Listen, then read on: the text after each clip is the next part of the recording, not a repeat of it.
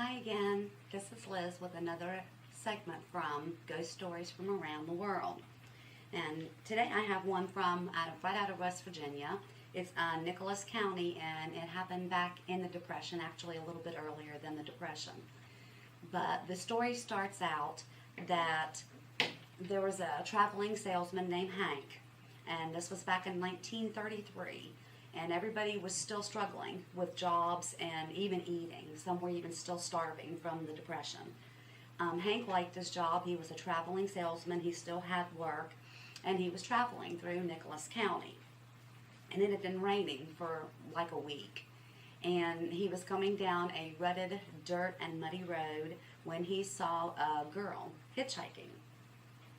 So he stopped and he picked her up, and she got in the car, and he took her home, and she said, but we have to take a detour because the bridge is out from all the rain and the flooding.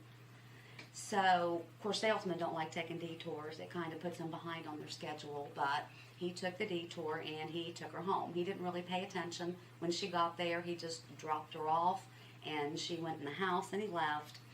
And he stopped at a gas station shortly after that to put gas in his car. And some of the old fellers told him he'd probably better sit down, that they had a story to tell him. But apparently her name was Ida Crawford, and they had told the salesman that about 25 years ago her father had built her a carriage, and she used to ride in the carriage around town. And it had been raining for a while, and there was flooding in some places.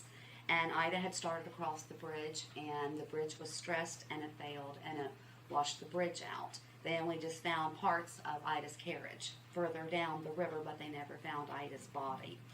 And they told the feller that he had actually picked up a ghost and had taken a ghost home, and that every time that it rained and flooded in the area, and Ida thought that someone might be in danger of going across the bridge that was usually out whenever it would flood, that she would appear.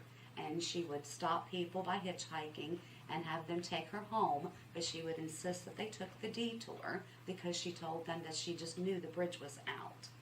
So it's kind of a scary little story there. I don't know. The guy kind of freaked out, I guess. He didn't believe him. He went back to the place, the home where he had dropped Ida off, and the house it was abandoned. And he still couldn't believe by looking. He knew he had dropped her off there. He got out of the car. He went into the house, walked through the house calling her name, and he said the only thing that was disturbed in the house was little footprints from little critters that had made the house, now abandoned, their home.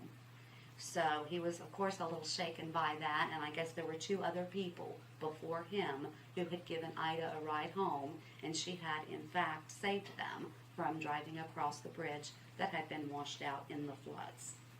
So, a little bit creepy. I've got goosies.